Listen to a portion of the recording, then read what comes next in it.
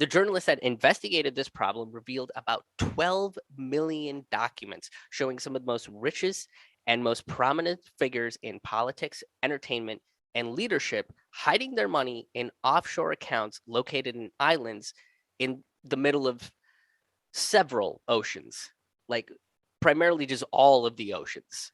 And to be fair, the journalists did question the oceans about this as well, right? Did they know about the tax scam? But the oceans didn't really know a whole lot, and they got really confused about what the concept of money was. And then the oceans just kept pointing out how it's like a tool that's mostly being used to destroy like everything and everyone we all love. And then it had a lot of question about how crypto works. So the journalists are no longer going to be talking to the oceans, like ever. There's going to be no journalist that will ever interview an ocean ever again.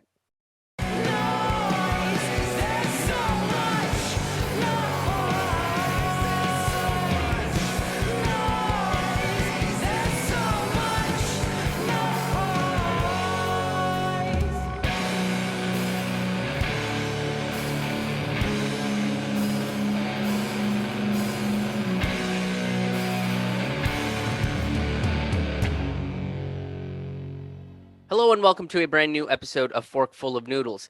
Before we get into this episode, I want to tell you guys about some really awesome virtual shows coming up and really awesome live in-person shows coming up as well. If you enjoy these podcast episodes, if you enjoy the Fork Full of Noodles, I write, produce, and record them on the last Thursday of each and every month. The last Thursday of each and every month. It's a whole new show, and you can be in the virtual audience via Zoom every single month. Tickets are available for these shows right now. I'm also producing virtual stand-up comedy shows where I work on new material, tell stories from the road, tell stories from my life that'll eventually become material that you'll see me perform live on in-person shows. So if you want to come kind of see the process and enjoy a more casual, laid-back stand-up comedy show via Zoom in a virtual setting, you can be anywhere in the world for these virtual shows. Come check those shows out. Those ticket links are available on my website at krishmohanhaha.com. It's KRISHMOHANHAHA.com. I'm also going to be on the road with Ron Placone for a week and a half, 2 weeks, somewhere around there in April, from April 16th through the 25th.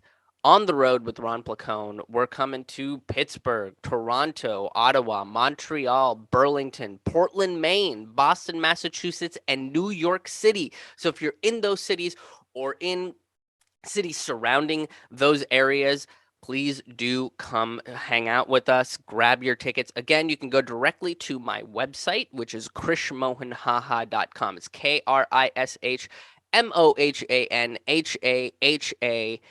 I hope to see some of you guys there. And while you're on my website, you can check out my stand-up comedy albums, most of which are available to download for free.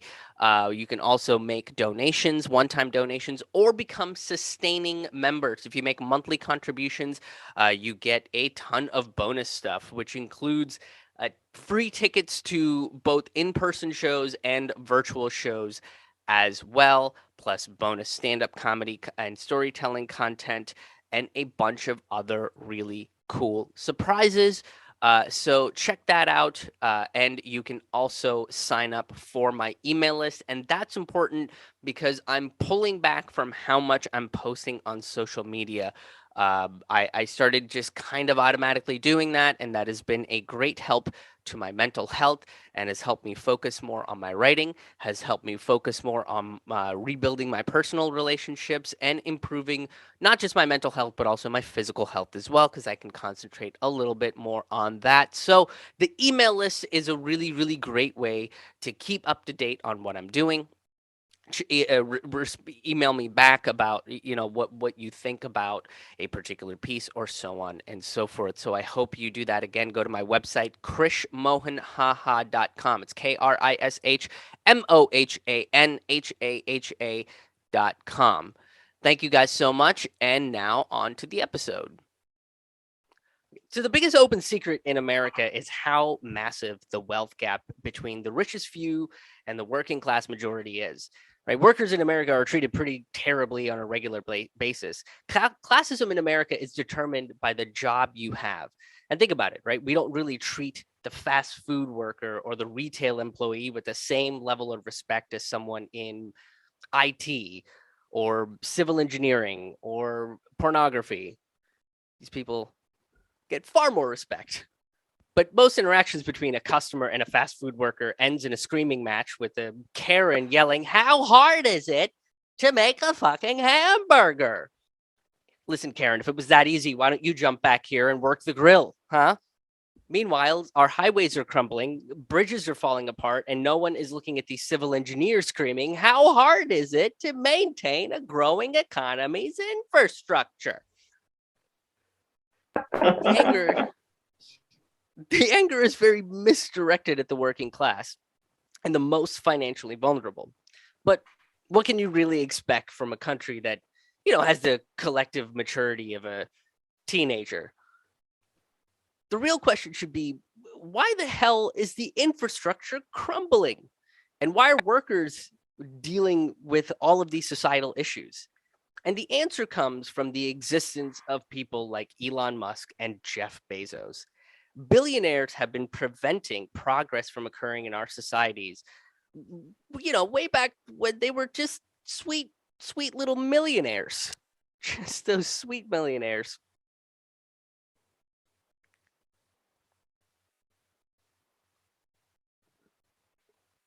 So since 1978, the wealth of billionaires have increased over 1,300%, while average worker pay has only gone up 18%.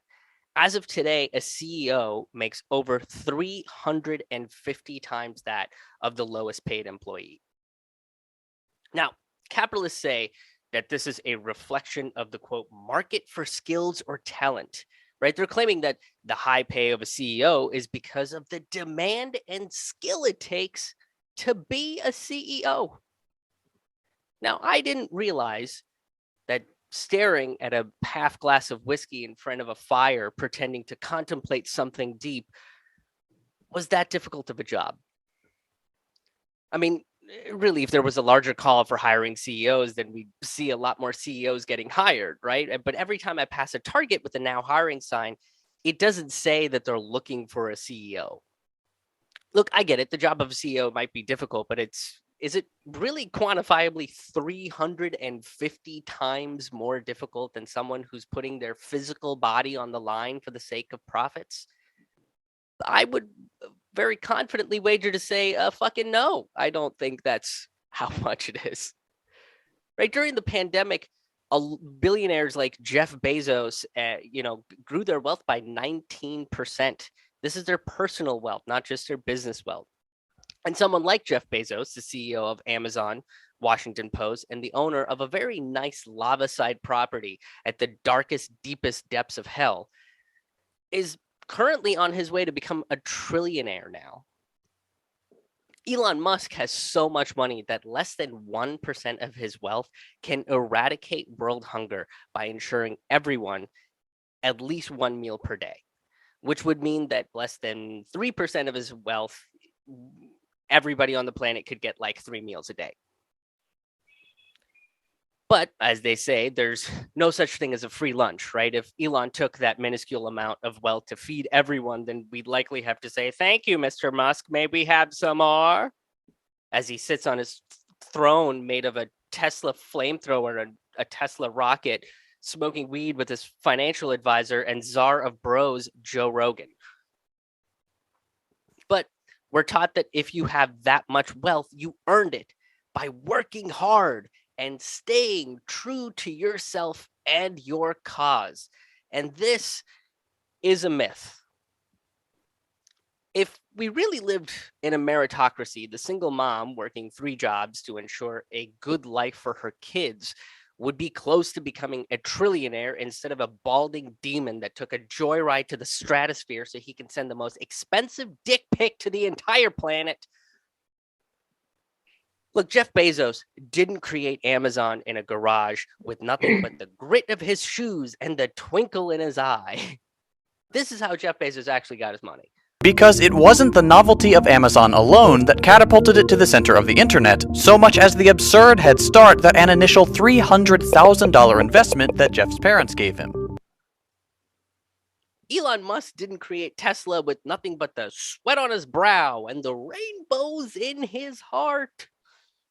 This is how Elon Musk made his money. And although Musk likes to play up his version of the everyman story too, his family is most infamously known for his father's ownership of a lucrative emerald mine and role as a property developer in apartheid South Africa. These people didn't start from nothing. It wasn't just hard work. Billionaires never get there alone. They get there in any combination of three ways. 1. Family wealth and privilege. 2. Labor exploitation. And 3. Government help. Look, the only bootstraps both of these men, and I'm using that term very loosely in this context, the only bootstraps both these men have are the ones they stole from the working class. They start their business with low interest loans or inheritance from very old money acquired through slavery, but to maintain a steady growth to infinite wealth and cash, they've utilized other methods of exploitation. Wage theft is a big way these corporations steal money directly from the workers. Very simply, wage theft is when you don't get paid even though you're supposed to. Whether it's because you worked overtime but it wasn't counted, had your tips withheld or not compensated for on a slow day, were misclassified as an independent contractor, were refused benefits as an employee, or just straight up didn't get your check, there are at least a dozen different ways your boss can steal the money that you're entitled to so that he can eat it. I mean, I assume that's what they do with it, right? They eat it. They're obviously not spending it, so they must be doing something. Anyway, the sad reality is that this happens to millions of American workers every year. While the individual amounts are pretty small if you take them week by week, added up, they get into the billions of dollars. At the low end, estimates that only include minimum wage violations total around $15 billion a year stolen from American workers. $15 billion. Already $2 billion more than the number we get from all those other forms of theft. At the high end, estimates that count several different forms of wage theft more than triple that number. And you end up with a whopping $50 billion price tag per year in America and thousands out of the average worker's hands. That's really bad. By a lot. But it's only the tip of a much bigger iceberg. And in most cases, fighting this problem legally is almost impossible. And in some of these low wages workers are undocumented immigrants that get threatened by deportation. And remember, exploitative capitalists are touted as the best and the brightest in our society, despite being the opposite of that. It's impossible to get that rich by legal means. The only way you get that rich is by committing the largest and most elaborate highway robbery that mankind has ever seen. Over the last few years, we've had a large number of documents surface that show us how the enormously wealthy hide their money from the rest of the world using tax havens. The most recent of these revelations are from the Pandora Papers. The journalists that investigated this problem revealed about 12 million documents showing some of the most richest and most prominent figures in politics, entertainment, and leadership hiding their money in offshore accounts located in islands in the middle of several oceans, like primarily just all of the oceans.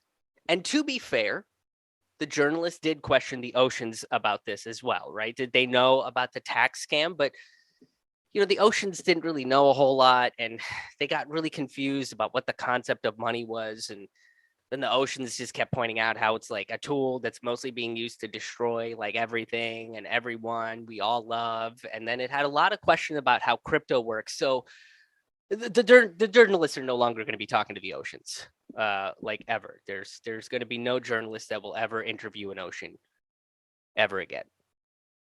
Now, look, 12 million documents is like a lot of paper, right? So these journalists had to make a choice on the names they revealed to the public. And in order to get the attention of the general public, it has to be like a really sexy financial scandal, which I know, it sounds like I'm calling the color beige exciting, but this is the age we live in, right? Financial crimes happen and they're not as riveting as a Law and Order episode, but they are immensely catastrophic despite their very boring nature. And we all really, really have to start paying attention to this. Now, the Pandora Papers exposed the King of Jordan, the presidents of Ukraine, Kenya, Ecuador, former British Prime Minister Tony Blair, US officials, celebrities like Shakira. It turns out her hips did lie. They lied like a lot about taxes, but like significantly about taxes, right? Even sports stars like cricket's Sachin Tendulkar from India are hiding large swaths of their wealth in tax-free offshore accounts. This shadow economy, as it's called, shows how trillions of dollars are unaccounted for in the world's economy. The United States is the second largest tax haven in the world, only behind the Caribbean islands. And this is why the US is trying to be so friendly to the rich, right? The states can't be number two in anything, let alone rich people. You know, the United States anthem is "We're number one. We're number one." I mean, I hear that more than I hear the Star Spangled Banner, right? And right now, there are only 2 states in America that operate as a perfect tax haven: Delaware and South Dakota. And this makes sense since the climate in both these states are so terrible that the only thing that wants to live there is a shell corporation. I thought it might be interesting for your listeners to know a little bit about the leading example here in the United States. That's the state of South Dakota, a state you don't hear all that much about, sparsely populated in the Midwest of the United States, but they've taken the lead, and they took the lead years ago. The story of South Dakota starts in 1981, when they were the first state to say there is no limit, no cap on interest rates. If you have a credit card, the credit card company, the bank ultimately that lends you the money that is being in play every time you use your credit card, it can charge any interest rate it wants. There is no legal limit. Other states didn't do that. Many other states haven't done it to this day, but South Dakota did it. And by the way, that's the reason many of you listening, if you look closely at where the headquarters are of the bank or the credit card company that you deal with, you will discover, perhaps to your surprise, that it's South Dakota. And since very few people live there, you have a mystery which I've just cleared up for you. They're there because they want to be free to charge whatever interest rate they want without a legal cap. And that's why South Dakota got what? Well, it got a lot of banks to open up offices there. They were modest offices, but they had to pay a lawyer to do the paperwork. They had to pay some accountants. They had to rent some space. They brought a few jobs, not many. And South Dakota said, oh, this is great. And a lot of banks will come. And they got the idea. And a few years later, they began to pass one law after another. The most important of these had to do with setting up trusts. Trust is just a legal instrument, and the most famous of these are called settler trusts. A billionaire anywhere in the world arrives or sends a flunky to go to South Dakota and to set up a trust and to deposit millions or billions into this trust. They name a trustee, that's somebody there in South Dakota to manage it all, and a beneficiary, their mother, their son, their daughter. And after a while, they amended the law to allow the benefactor to name himself as the beneficiary, the fellow putting the money in or the woman putting the money in to the account.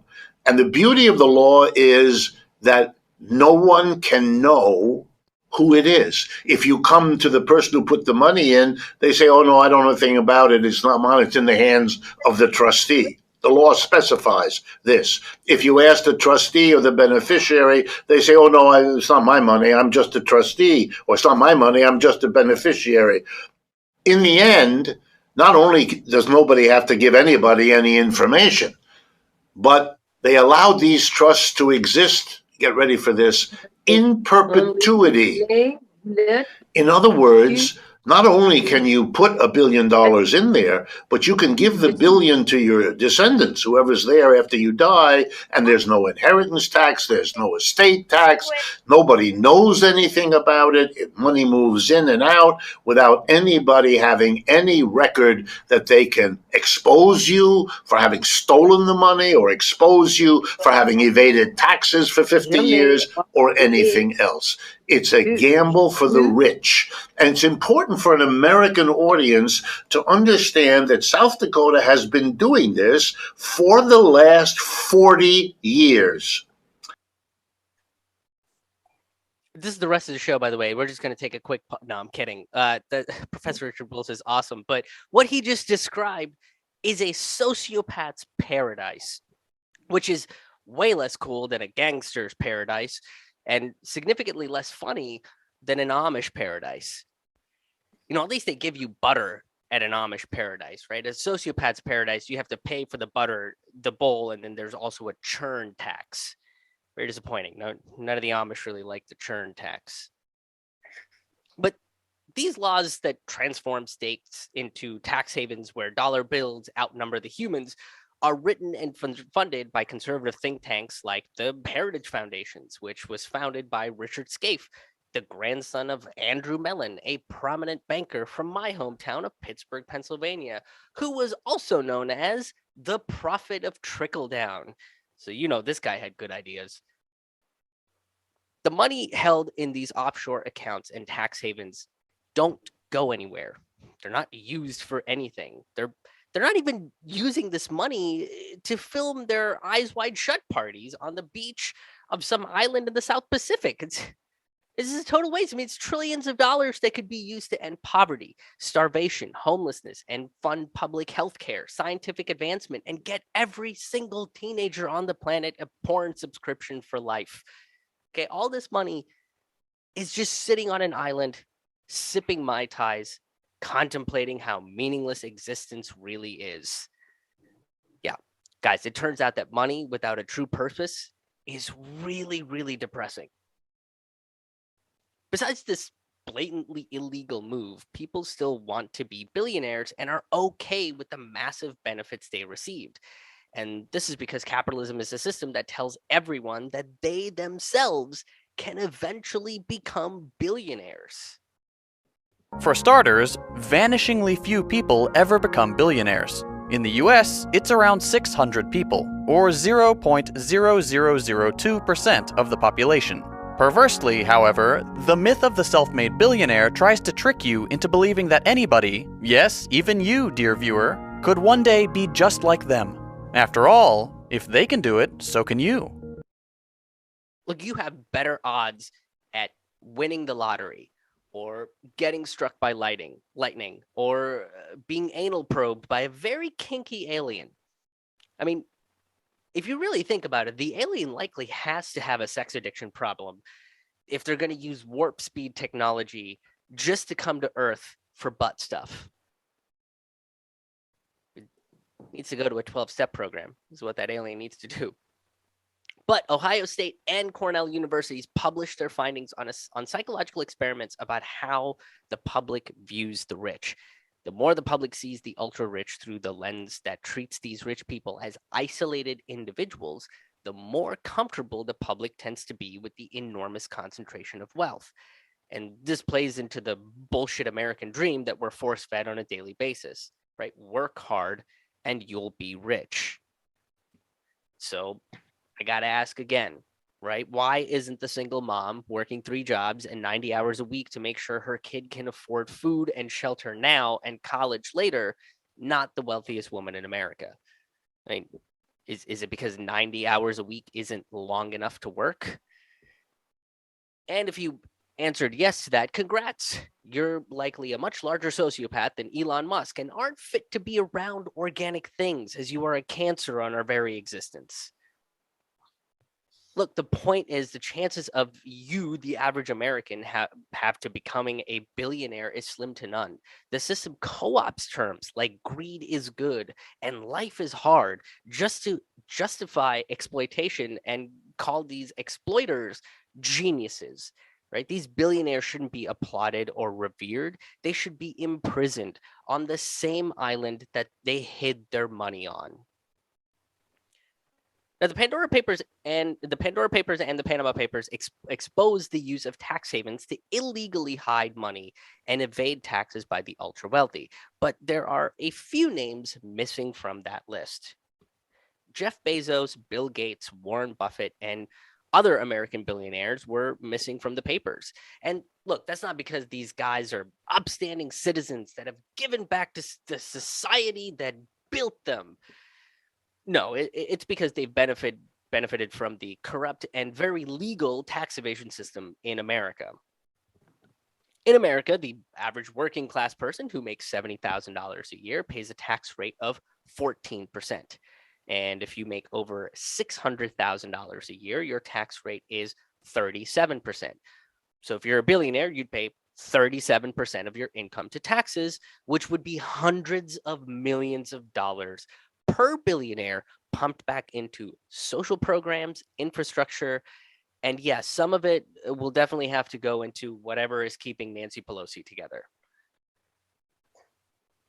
It's a lot. I feel like it's a lot of clothespins. It's a huge clothespins budget for that.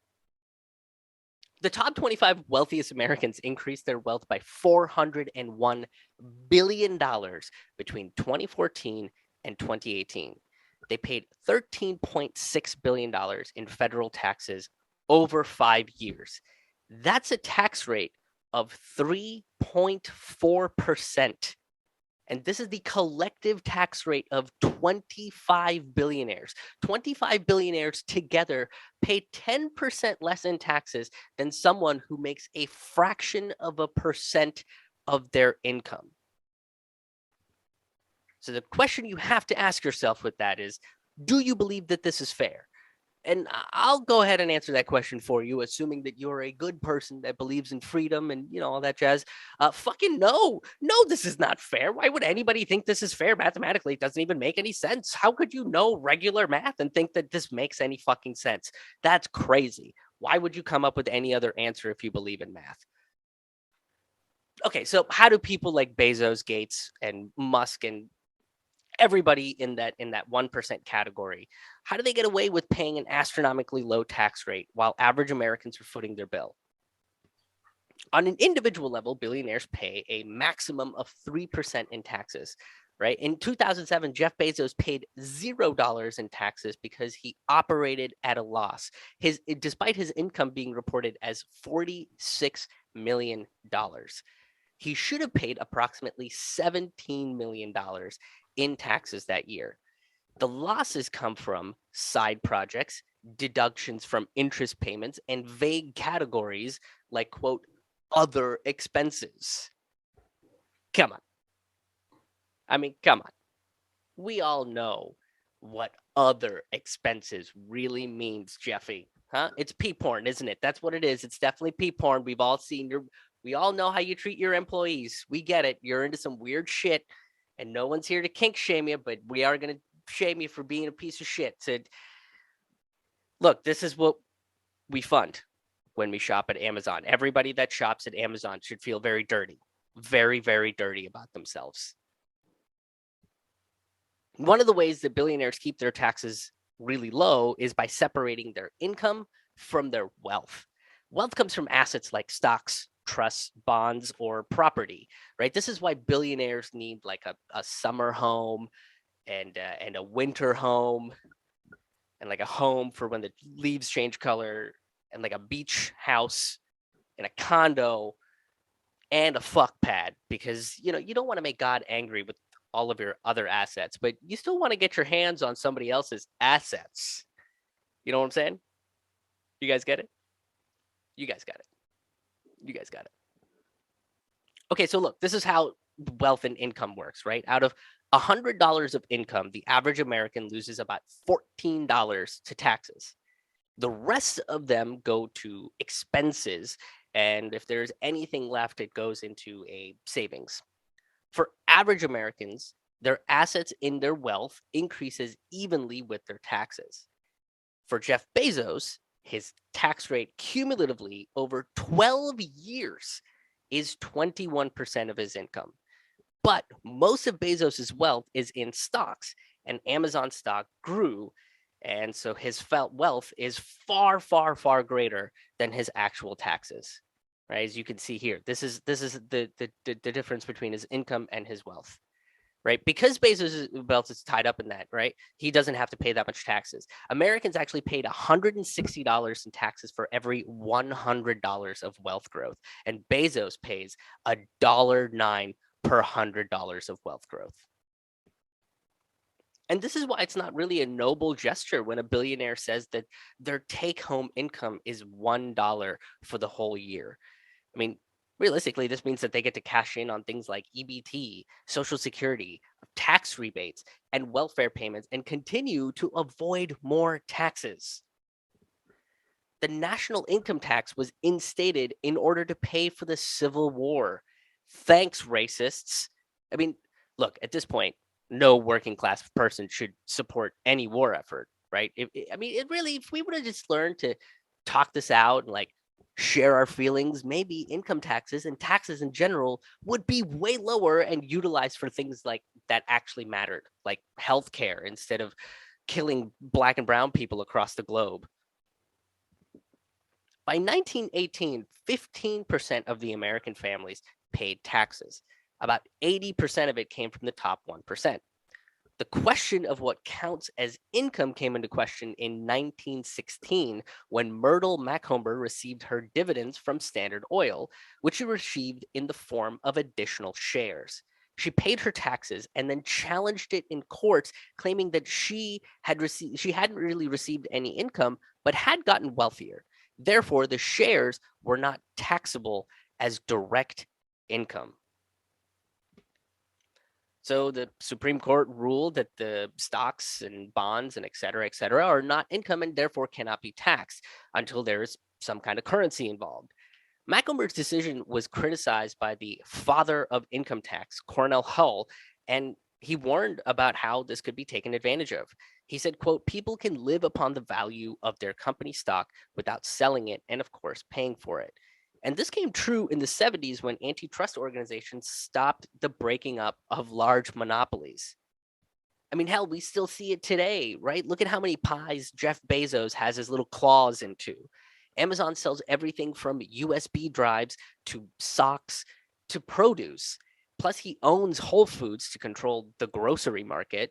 He owns Ring to control the surveillance market and the Washington Post to control the narrative market.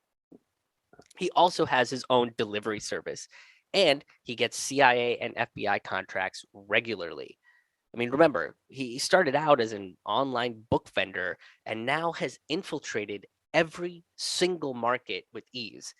At this point, the only thing that people don't buy from Amazon is books.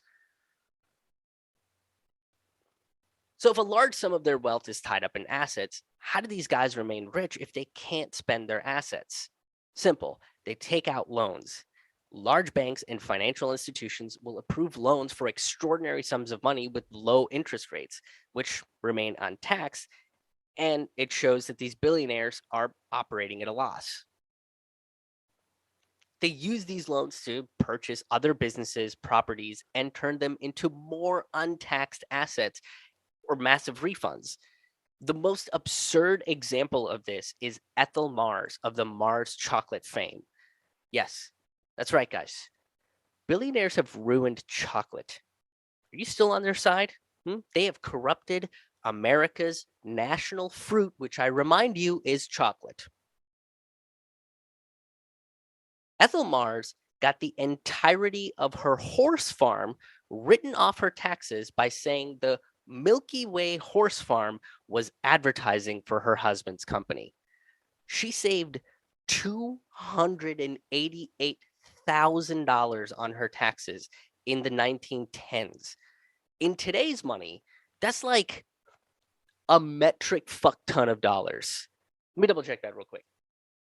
Yep, it's a metric fuck ton of dollars. But that's not all. You guys like sports balls? Huh? Who doesn't? It's so many balls in varying sizes and shapes. It's like a geometric wet dream, isn't it? Huh? That's why people watch sports. I know billionaires do love sports balls because owning a sports team is a great way to legally pay less in taxes. Owning a sports team means operating on a loss pretty much all the time. The cost of operating a team is fully deducted from a billionaire's taxes for the duration of owning the team. Since the 40s, players' salaries are deducted from the owner's taxes. And this is done by purchasing each player's individual contract before the sale of the company is complete. So even if a team makes a profit, the owner takes a loss based on the total sale price of the whole team.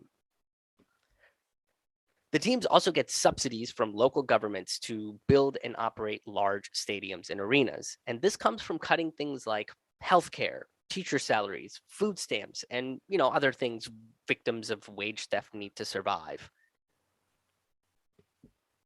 But that's not what we really talk about when it comes to sports, right? Sports are often used as a distraction from large sociopolitical issues, unless it becomes the focal point of how the distraction is contributing to that problem, right? Remember, the Black Lives Matter movement didn't come to become a mainstream topic until football player Colin Kaepernick made it one.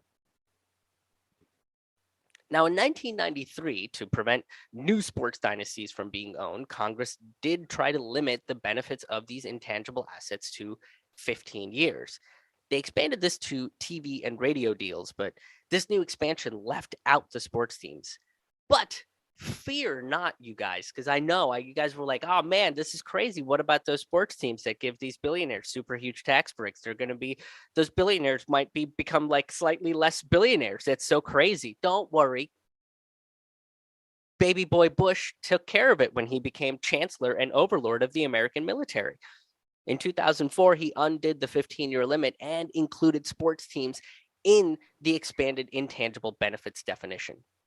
Now, did Bush do this because he's a huge believer in the merits of athletics for both physical and mental health? Or perhaps he's just a really big fan of camaraderie and sportsmanship? No, that's crazy. For that to be true, you need like a functioning brain and a heart and, like a soul, all of which Bush sold to Halliburton when Cheney became vice overlord. No, he did it because the MLB lobby pressured him to, and he owned the Texas Rangers at that time.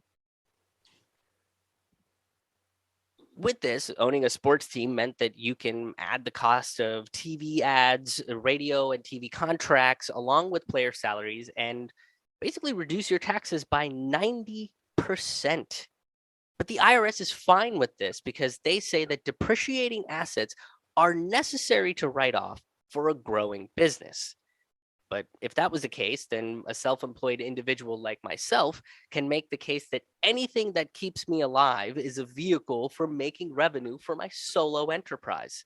Every meal I eat, 100% of the rent I pay, gas I spend in my car, the money I spend on utilities would all be deducted from my taxes. But unfortunately, that is not the case when it comes to the average working class person. And all this really proves is that there are two different economies and two sets of laws in our society. And there's a big hypocrisy under one of the most fundamental rules of capitalism here. If the idea of a business within capitalism is to gain more and more wealth each quarter, and we agree that sports teams are operating at a loss pretty consistently, then what is the logical reason for owning a sports team? There isn't one. Unless you can get an even bigger tax break by owning one at a loss. But when you bring this up to a billionaire, they're not big fans of it. They respond the same way that 1940s Cleveland Browns owner Bill Vickie responded. He said, quote, "Look, We play the Star Spangled Banner before each game. You want us to pay income taxes too? What? Yeah, fucking yeah, we do. What does playing a racist and violent song have to do with a game that exploits black athletes? Okay, no, wait, I hear it. I heard it as I was saying it. Yep. I mean, none of these would be truly American sports without racism being at its core, right? Still, a quote patriotic song doesn't actually help your country or its citizens. Hence, these owners are making your favorite games, sports games, highly unpatriotic. But wait, there's more. Now, when an owner of a sports team dies, they don't have to pay taxes on the depreciated amount of the team. They can just give the whole thing to their heirs, and the cycle begins anew.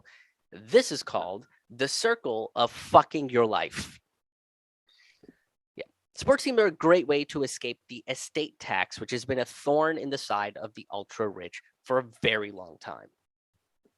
The estate tax gets paid when a rich person dies, and the sum of their wealth and income gets taxed at about 40%. And the only way to evade these taxes is to give your son or daughter an inheritance while the billionaire is still alive. Or when that doesn't work, then they leave it for their grandkids. So procreation is incredibly important, not because of love or wanting to carry on your family name or any of that bullshit. No, but for business reasons, real American reasons, right? We need to figure out who's going to carry on this hoarded wealth. Look, every capitalist, Democrat or Republican, liberal or conservative, harps on the poor having a lot of kids as a way to get more in welfare payments and save money on taxes, right? Yet we have not heard a peep from these same people when the rich are literally doing the exact same thing. They wrote it into law that they evade taxes by giving it to their heirs. The rich are the only ones having anchor babies in America. Okay, and the anchor babies are drowning the working class. Now, imagine telling a kid they were born to help grandma and grandpa avoid taxes and keep the average working class struggling nonstop.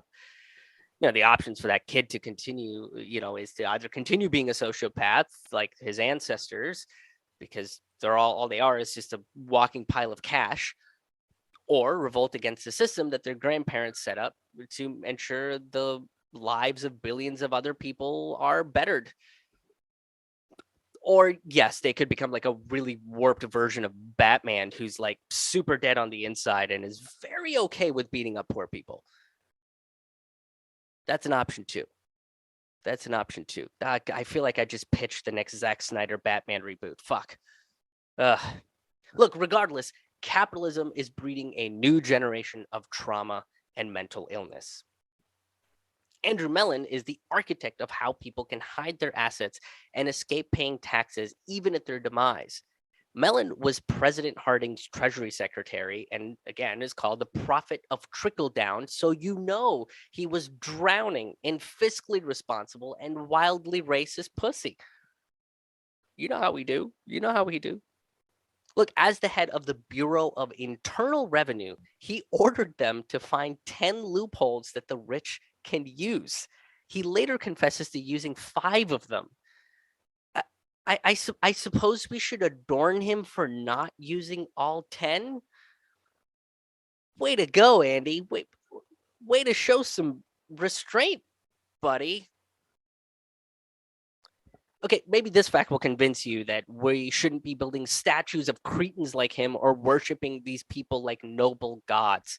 The Mellon family believed the rich had to pay high taxes because of black people and voting rights.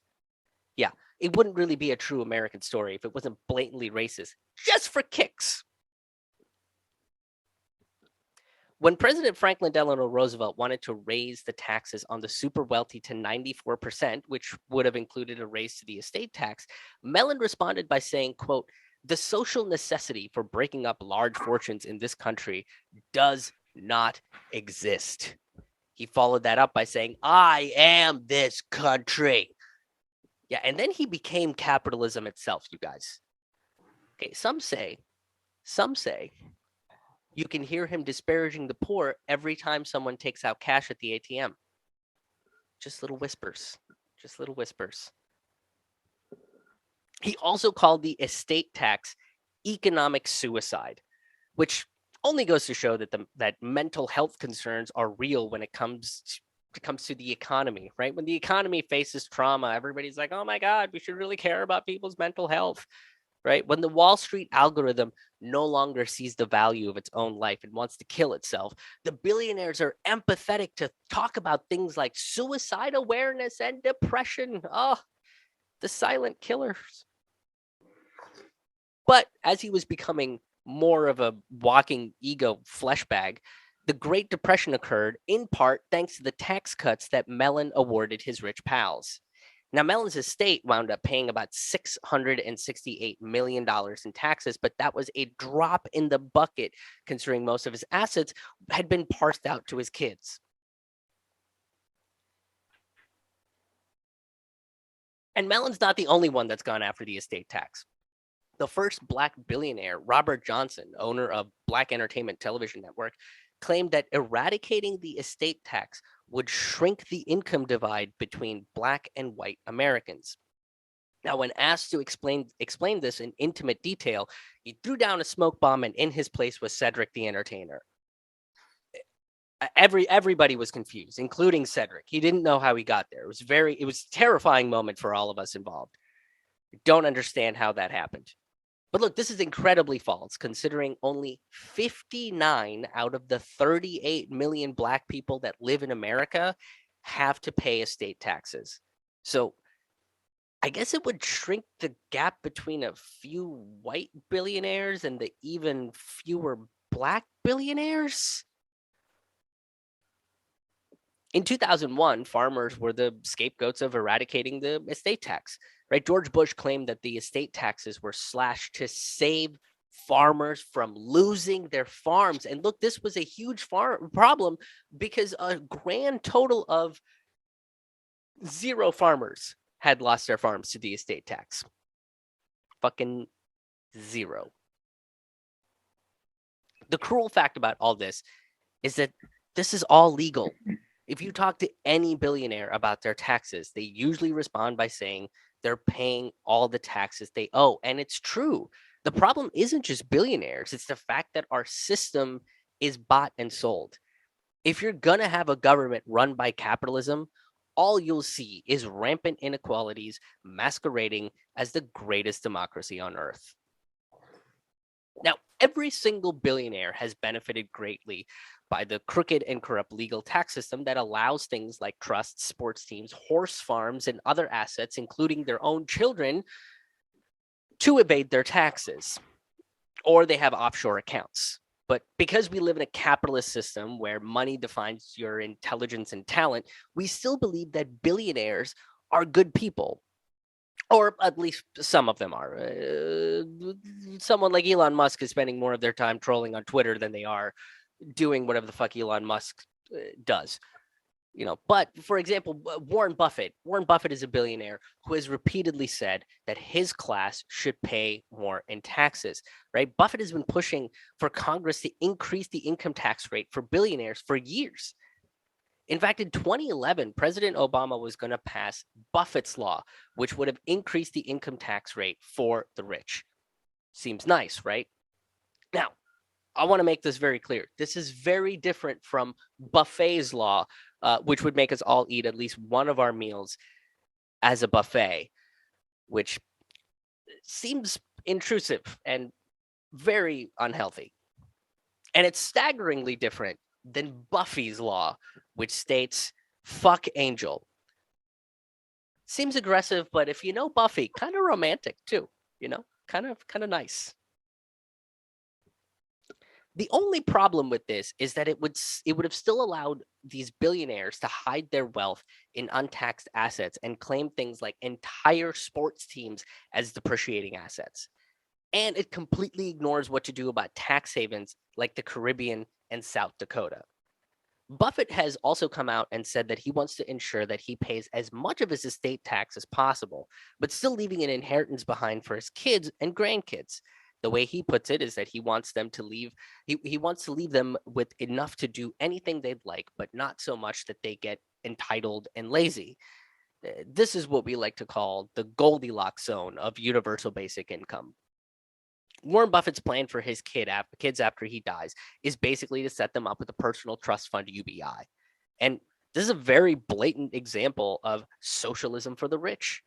He's also an immensely philanthropic billionaire. I write these big words that I can't say. But he wants to ensure that when he dies, a large portion of his wealth goes to charitable causes that he believes in. Now, I'm sure we can go into the specifics of these charities and the issues with the charitable industrial complex and the nonprofit world, but that's not the point I want to make here. It's a whole different hour and a half show, right? Those are problems, but the issue I have with Buffett's methodology is that he's still using these philanthropic endeavors to pay less in taxes. The organizations have loopholes for the extremely rich and wealthy, right? People like Buffett and even Twitter's Jack Dorsey set up a charity company to put their money into and base that organization in tax haven states like South Dakota and Delaware. So if someone like Warren Buffett really wanted to show this system why taxing billionaires would be beneficial to Americans, then he should just give the middle finger to the system by directly donating to grassroots efforts that have a direct impact on people's lives rather than this weird roundabout philanthropy. If Warren Buffett took the money he knows that he should be paying in taxes and gave it away without a proxy charity to projects that vastly improve the lives of the American people, he'd prove how and why taxing the rich and erasing these loopholes would be highly beneficial to America, freedom, and democracy. Think of how much good someone like Warren Buffett could do if he donated even $1 million to a mutual aid organization in every single state. He would be out $50 million, but he would still have a metric fuck ton of dollars left. Let me double check that. Yeah, it's a metric fuck ton of dollars. Yeah, mutual aids across the country have done more good for the American people by feeding, clothing, and taking care of them than the American government or any billionaire ever has. But this doesn't provide any sort of massive tax benefits, so there's no incentive for billionaires like Buffett to do so. Then you have CEOs like Dan Price, who cut their own personal salary to ensure that every employee's starting salary was $70,000 back in 2018. Now, conservatives shouted that this would mean it was the end of his company, but it was quite the opposite. The morale rose, the company made more money, and it increased its client base, and now employees are making over $100,000 a year. And as nice as it is to see charitable and more understanding rich folks, I always see stories like this with a little bit of skepticism. Not only for the reasons that I've already listed, but also because billionaires like E.W. Scripps existed. Scripps was a newspaper tycoon who sold his paper for a penny to help the working class stay informed. He would go after the billionaire class of his time and take them down several pegs. I also understand that the term tycoon isn't really used in our vernacular these days. Unless you're referring to the kids who got way into, like Roller Coaster Tycoon. And they made like a crown of Cheetos and spent most of their time decreeing things about corn dogs. This happened to a friend of mine. I'm speaking about a friend of mine. But Scripps went after the people trying to slash the estate tax, right? He feared his kids would become, quote, unutterable snobs if they inherited all his wealth. Here's how he viewed the class system. He said, quote, I didn't count myself as a friend of the poor. I counted myself as the antagonist of the foolish members of my own class. He presented himself as a self-hating billionaire. Scripps wanted to tax the rich at a higher rate in order to pay for World War I, right? Woodrow Wilson did pass an estate tax of 10%, which quickly rose to 40% in 2 years, thanks to the good old war effort. All other tycoons, roller coaster or otherwise, wanted to reduce their taxes and just have us poors foot the bill. Maybe they started realizing that, paying for war is not great. But then they just realized they could control every inch of American democracy to ensure that they never have to be the ones that ever pay for the wars to steal the resources that don't belong to them. So good for them. Now, Scripps was running stories about how this royal class would evade their taxes and what tricks they used to stay tax-free. But after World War I, Scripps realized that his efforts were starting to screw him out of his own personal wealth. So he went to President Harding and convinced him to reduce taxes on the rich and confessed that he used the same tricks he criticized others of avoiding to pay taxes. As much as he chastised his fellow oligarchs for using trusts to evade the estate tax, that's exactly what he was doing. He also gave his female heirs one half of what he gave his male heirs. What a stand-up guy. The takeaway from the Scripps story here is that he wasn't fighting for us. He was fighting against other billionaires for his own personal gain. He was always fighting for himself, despite what he printed in his newspapers. This makes me skeptical of rich people like Warren Buffett and Dan Price, especially when they act philanthropically. Are they actually fighting for us or just against other billionaires? And what incentives are they getting in the back end for screwing other billionaires? And yes, you're right. This does sound exactly like the game of Monopoly, because that's exactly how this economy is set up. It's set up like a board game, except, no one ever passes go, and most people are in prison, and the railroads are like always on fire. Now, the silver lining from the Scripps story is that he did show how good journalism can expose the corrupt rot of our system and drive positive change. But this kind of investigative journalism is proving to become dangerous. Billionaires tend to get very defensive when it comes to questions about their wealth and earnings. When asked if they believe it's fair that they paid little to no taxes, they get angry and basically say, yeah, they do believe it's fair. Some billionaires actually claim publishing tax information is a violation of privacy. But then how do we know they paid what they actually owed based on like real math?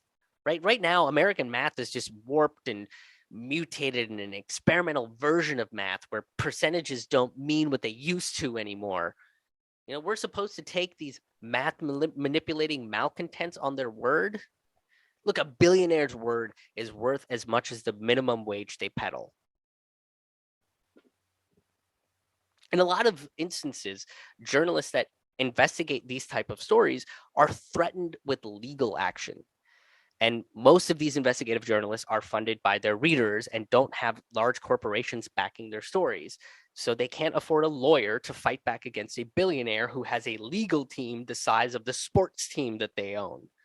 I'm sure the lawyers are considered a depreciating asset too. But this practice of billionaires attacking journalists is as old as, well, old money. In 1924, the Boston Globe published what the richest men in America paid in taxes. The rich lost their minds and attacked the papers. Progressive presidential candidate Robert Fightin' Bob La Follette said taxes are public information and should be available to the public. He added, quote, dishonesty and crime thrive in the dark. Now, this explains why the rich today are scurrying off to space. It's the darkest place they know, and thus they can avoid all the taxes and live on wealth by buying the very concept of the universe itself.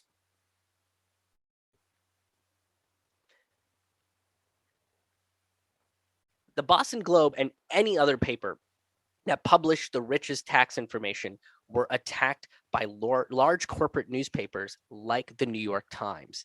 Eventually, the Department of Justice gets involved and brings up charges on the papers that published this information. This opens a court case, but both the lower courts and the Supreme Court sided with the papers. At which point, Congress wrote a law restricting the investigation of taxes on the rich. But don't worry, you guys, okay? They will be auditing the ever-living shit out of the poor. So, like, justice is a word we've all kind of heard of. So, what the hell can we do to bring down these financial juggernauts right? Well, Congress has a plan to increase the top tier income tax to 40%.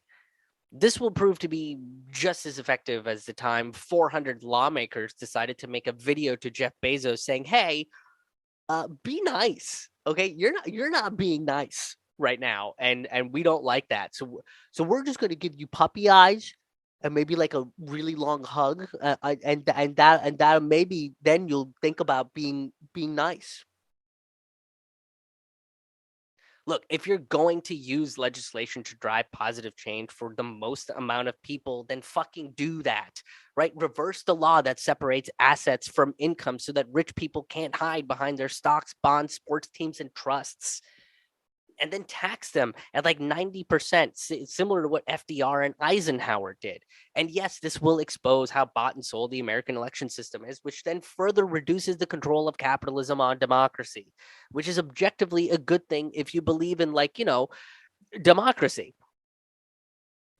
And if the rich protest this decision, which I assume that they will say, fine, it's okay, you can keep things as they are, but we now take your genitals. So no more spawning and expanding the corporate oligarchy through lineage, right? If you're going to have to do that, you're going to have to find like a sociopath to groom, which is just going to be a PR nightmare because that kid is probably going to kill like a lot of animals, so many animals. It's going to be real bad. And then your stock prices are going to plummet. And then at that point, you'll probably join the ranks of the poor. And at that point, you get to have your genitals back. But you won't be able to afford the laser surgery to reattach it in place. And that's called the circle of fucking their lives. So, which one of these lesser of two evils would the billionaires like to go with? I'll wait till we make our decision. Look, if that's too extreme, then perhaps the millionaire surtax will be more up to speed. This taxes both assets and income of anyone making more than $2 million a year. And if you guffawed at that statement, then you have way too much money and just want to hoard it all and confirmed your own sociopathy. Look, a $2 million salary is still astronomical. It's enough money that you don't have to worry about money because of its absurd abundance. 76% of independents and moderates and 57% of Trumpers plus 53% of Republicans are for this tax. All that's getting in the way is the political will of politicians who have their official address listed as the pockets of the rich corporate oligarchs.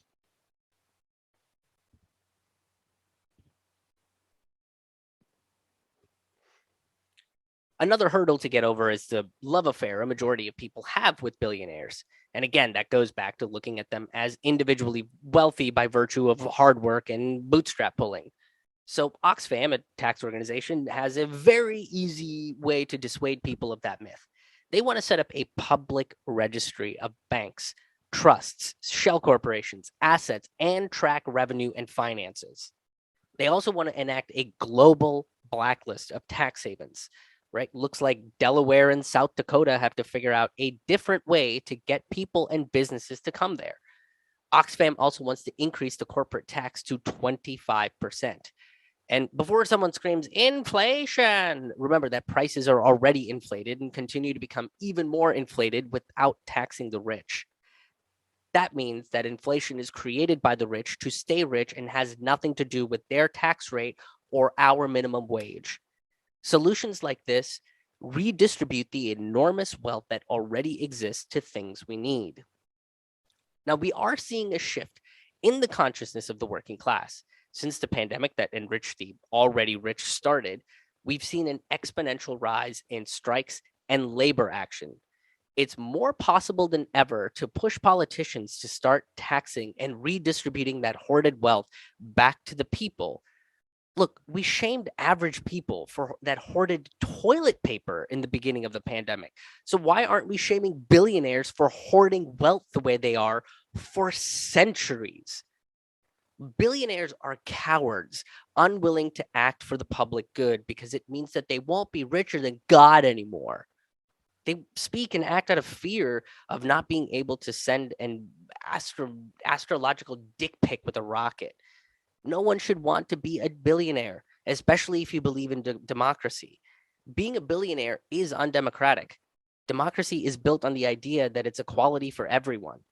Avoiding taxes, amassing obscene levels of wealth, and hoarding it helps no one except those cowardly billionaires. The end.